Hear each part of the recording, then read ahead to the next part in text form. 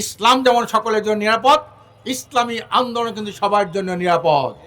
যারা নিরাপদ নিয়ে জীবনযাপন করতে চান, বাংলাদেশ থেকে একটি দুর্নীতি দুঃশাসন মুক্ত একটি সুখী সমৃদ্ধ কল্যাণ রাষ্ট্র প্রতিষ্ঠা করতে চান, তাদেরকে আমাদের আহ্বান, আসুন আগামীতে ইসলামের আলোকে আমরা দেশটা চালাই।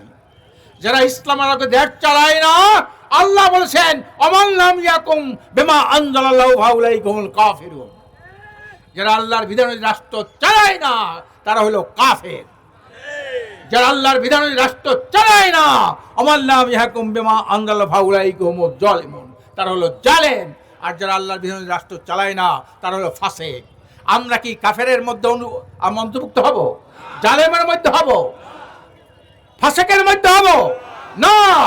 আমরা মুসলমান। আল্লাহ বলছেন আল্লাহ আল্লাহুল খালকুল আমরু, সৃষ্টি করেছে বিশ্বব্রহ্মাণ্ড আমি, আইন চলবে আমার। কি বলেন ঠিক না? যারা প্রস্তাবিত রাষ্ট্র শাসন করতে চায় তারা জালেম। আল্লাহ বলছেন ওলা তার কোনো ইলাল্লাযিনা জলামু ফাতামাসসাকুমুন নার, তোমরা জালেমদের সাথে মিশবে না, জালেমদের সহযোগিতা করবে না। জালেমদের যদি সহযোগিতা করো জাহান্নামের আগুন তোমাকে স্পর্শ করবে। আজকের জুলুম দেখেছি, নির্যাতন দেখেছি, সন্ত্রাস দেখেছি, চাঁদাবাজি দেখেছি, দখলবাজি দেখেছি। আমরা এটা নির্মূল করতে চাই ইসলামী আইন বাস্তবায়নের মাধ্যমে। আজকে হাজী ইব্রাহিমকে তো আপনার সবাই ছিলেন, আপনার এলাকার সন্তান। এর বাবার সাথে আমার খুব সম্পর্ক। আমি যখন প্রথমে এলাকায় কাজ করতে আসি, এর বাড়িতে উঠতাম, এখানে খাওয়া দাওয়া করতাম। এর আব্বার সাথে আমার খুব ভালো সম্পর্ক ছিল। তার বাপ ভালো, ছেলে ভালো। কি বলেন ঠিক না? যার বাপ ভালো তার ছেলে ভালো, এসে ভালো আর কি হতে পারে?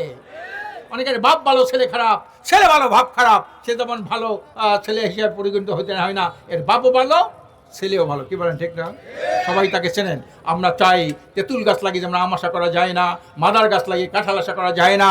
বারবার দুইতে বিশ্ব চ্যাম্পিয়ন যারা বানিয়েছে তাদেরকে ভোট দিয়ে দেশে শান্তি কল্যাণ আশা করা যায় না। এই জন্য আমি আপনাদেরকে অনুরোধ করব, আপনারা আসেন।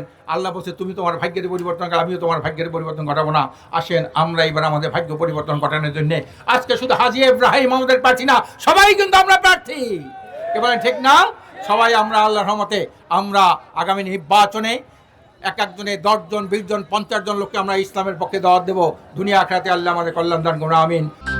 অগ্রযাত্রা প্রতিদিন